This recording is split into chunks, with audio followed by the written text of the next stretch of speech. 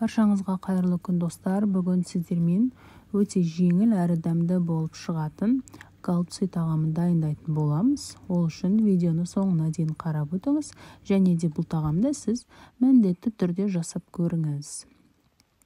Видеоны соңына дейін қарап, каналға тіркелуді ұмытпаңыз. Алдағы уақытта қолжетімді рецептілер болады. Алдын ала барлық затымызды жуып тазалап аламыз.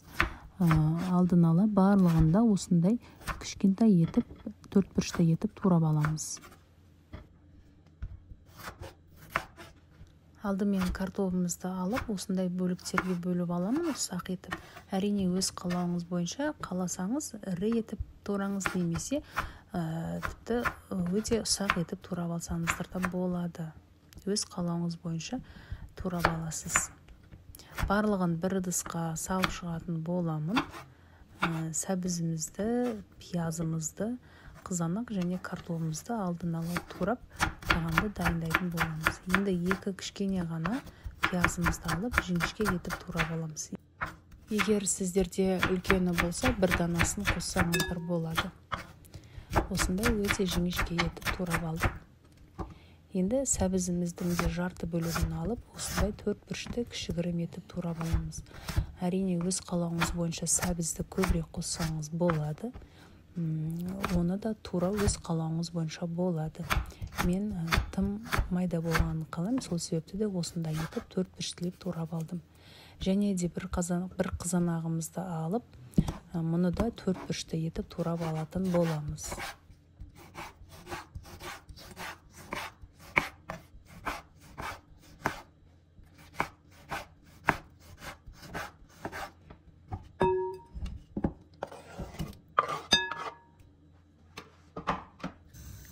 Қазанымызды отқа қойып, қызып тұрған қазанымыздың үстіне сұйық майымызды құямыз. Керегінше енді қызып тұрған майымызға пиязымызды салып, аздап сарғыш түс болғанша қуырып аламыз.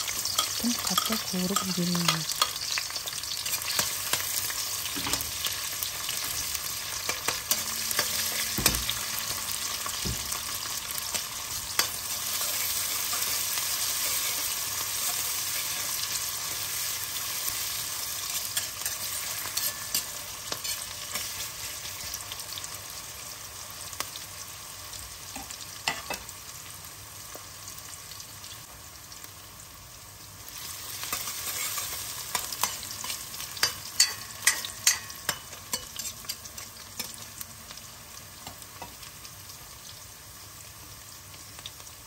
Енді үстінен туралынған сәбізімізді салып, мұны да аздап қана 3 минуттай, 4 минуттай қуырсақ жеткілікті. Мұны да қуырып аламыз.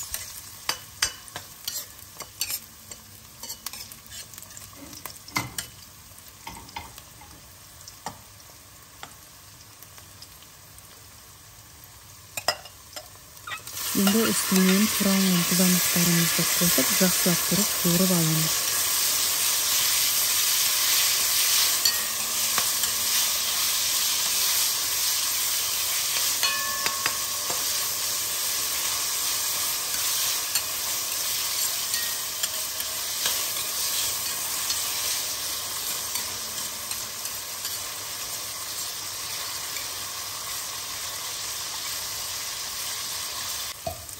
Бір аз қасық томат пастасын қосып, араластырып аламыз.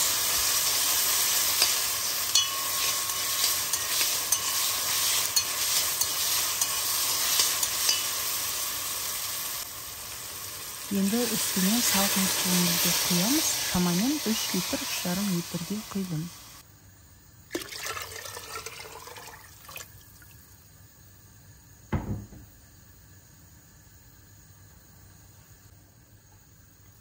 Үстінен туралынған картоптарымызды саламыз, және де кез келген дәмдеуіштерді қосуға болады.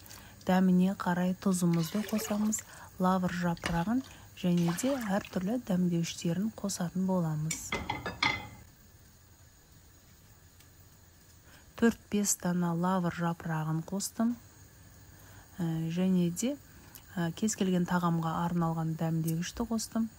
1 шай қасық тұзымызды қосып, сорпамызды бір қайнатып аламыз.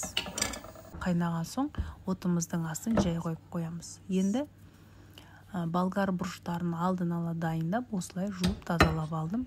Және де кішкентай ғана 3 пиязымыз қажет, тартылған ет қажет, және де күрішті алдын ала суға жібітіп қоямыз. Жарты сағат немесе 40 минуттай алдын ала суда тұрғаны дұрыс. Күрішімізді тазалап жуып алдым. Аздап қана жуу керек күрішіміз. Енді осындай пияздарымызды өте ұсақ етіп турап аламыз. Егер бір орташасы болса сіздерде, соны бір данасын қоссаңыздар болады. Менде тым кішкентай болғандықтан осындай 3 данасын қостым.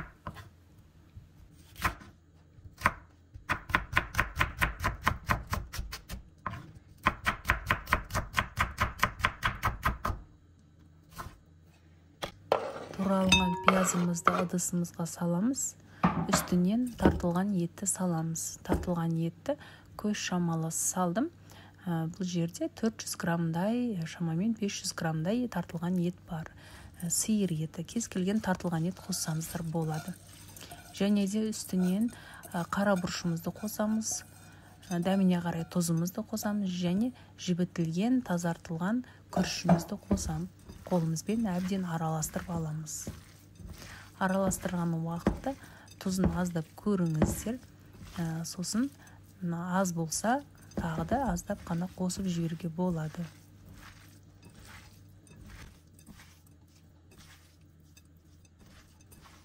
Қолымызбенен әбден араластырып аламыз. Осындай етіп, менде сәл кем болғандықтан аздап шым-шым ғана тұз қосып жібердім тағы да.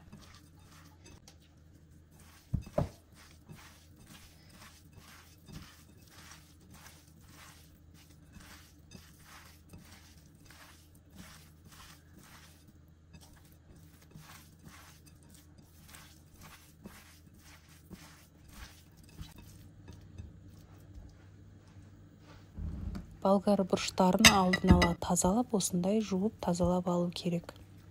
Енді орташа ғана болгар бұрыштарын алдымен, егер үлкені болып жатса, оны да қосып жіберуге болады.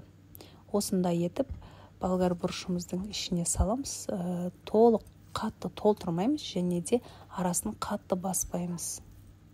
Өйткені біздің күрішіміз кішкене суға қайнағандықтан ол кішкене өседі күрішіміз. Сол себепті де олай арасын осылай ашық-ашық етіп қалдырып салсаңыздар болады.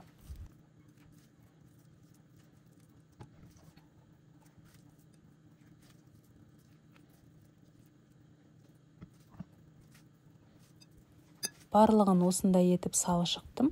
Дәл видеода көргендеріңіздей, енді салмамыз аздап қана артылды соңында. Және де орташа болгар бұрыштарын 3 данасын алып, салмамызды толық таусылғанша салып шықтым.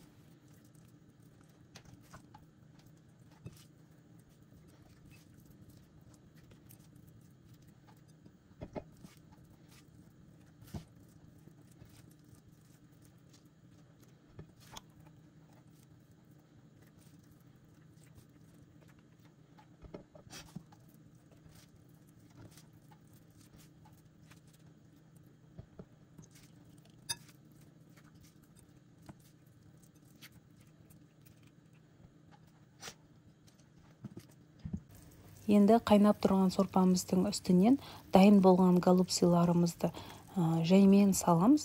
Отымыздың астын жай қойып қоямыз.